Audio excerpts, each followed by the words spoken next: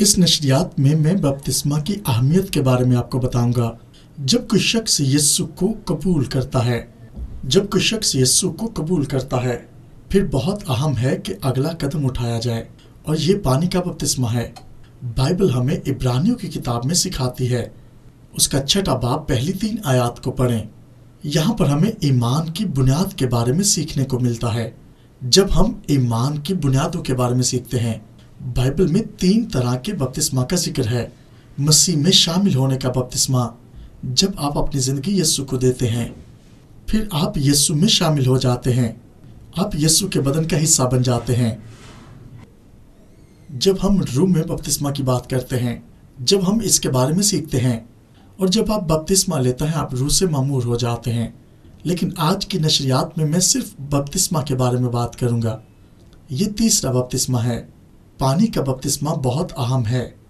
पुराने आहद में जब हम देखते हैं, पुराने आहद में जब लोग मूसा के साथ मिस्र में से निकले, और हम देखते हैं कि जब वो वहां से निकले तो वो लाल समुंदर के पास पहुंचे।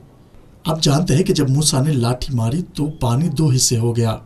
हम देखते हैं जब लोग मूसा के साथ समुंदर में उतरे, उनके पीछे फिरौन भी उतर गया। हम देखते हैं लोग मूसा की क़यादत में खुशकी जाते रहे। हाँ, समुंदर में जब पानी 2 हिस्से था, वो गुजरते गए, वो दूसरी तरफ चले गए। हाँ, जिस तरफ वादा की सरजमीन थी उस तरफ। जब फिरौन अपनी फौज के साथ पानी में उतरा, वो उसी तरह गुजरना चाहता था जिस तरह लोग गुजरे थे। और जब वो समुद्र में उतरे, पानी फिर से चलना शुरू हो गया और वो सब मारे गए। इससे हम ये सीखते हैं, जब हम अपनी जिंदगी यीशु को देते हैं और फिर जब बपतिस्मा लेते हैं, बाइबल बपतिस्मा की बात करती है। क्या होता है जब आप पानी में नीचे उतर जाते हैं? पुरानी जिंदगी, तर्ज जिंदगी जाती रहती है। जो कुछ आप पुरानी जिंदगी में करते रहे वो सब खत्म हो जाता है जब आप ईमान पर खड़े हो जाते हैं।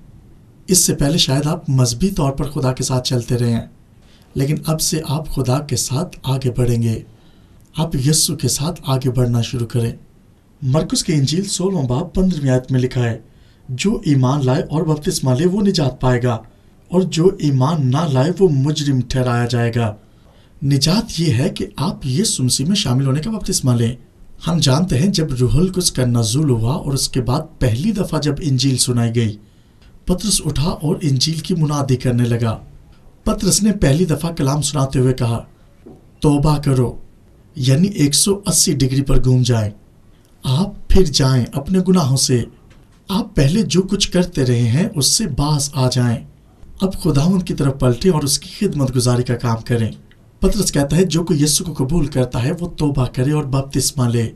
अगर आप ऐसा करेंगे तो रूहुल कुद्स इनाम में पाएंगे। अमाल 2 बाब की 41 आयत में लिखा है, जो कोई उसके कलाम को कबूल करते हैं वो बपतिस्मा लें।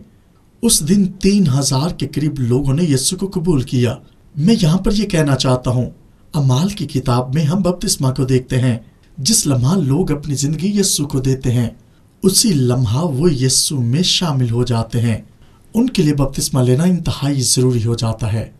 एक और हवाला मैं आपके सामने पढ़ना चाहता हूँ। अमाल 8वां बाब उसकी 36वीं और 37वीं आयत में लिखा है, जहां पर फिलिप्पस ने हबशी खोजा को कलाम सुनाया। आप इस पूरी कहानी से वाकिफ हैं, लेकिन 35वीं आयत में यूं लिखा है, उसने यीशु के बारे में बात करना शुरू की। जब उसने इंजील सुना दी, उस शख्स ने यानी हबशी खोजा ने उससे कहा, देख सामने पानी है, कौन सी चीज मुझे बपतिस्मा लेने से रोकती है?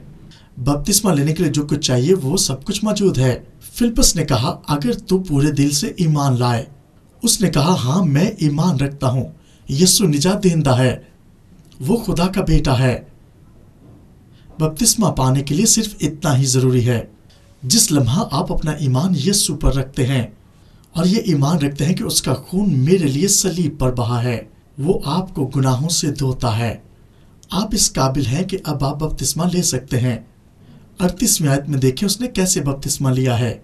उसने अपने रथ रोक दिए और वो हबशी खोजा उतरा और पानी के अंदर चला गया और फिलिप्पस ने उसे बपतिस्मा दिया। बपतिस्मा का मतलब है डिप कर देना, डुबो देना। ऐसा नहीं है कि उसके सर के ऊपर पानी छिड़का गया। याद रखें, नौज़ायदा बच्चे का बपतिस्मा बाइबल के मुताबिक नहीं है। हाँ, ऐसा हो सकता है कि हम उन्हें यीशु के लिए डेडिकेट कर सकते हैं। पानी का बपतिस्मा तब लिया जाता है जब आप यीशु को शख्सी तौर पर निजात दहिंदा कबूल करते हैं। आप इस काबिल हो कि आप फैसला कर सकें।